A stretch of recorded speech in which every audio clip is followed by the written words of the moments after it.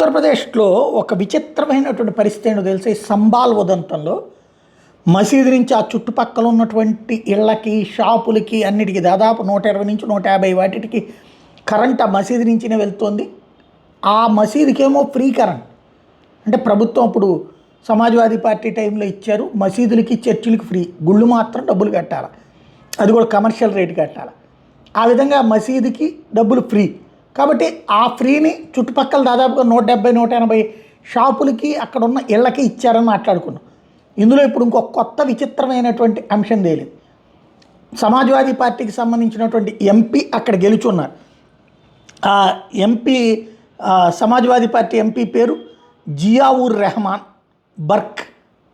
అతని ఇంటికి అసలు కరెంట్ మీటరే లేదట, కానీ ఆయనకి దాదాపుగా 12 ఏసీలు ఉన్నాయట, ఫుల్ ప్లేడ్జెడ్ పవర్ సప్లై ఉంది, అట్లాగే దాన్ని ఏమంటారు చుట్టూతో ఫెన్సింగ్, దానికి పవర్ సప్లై ఉంది.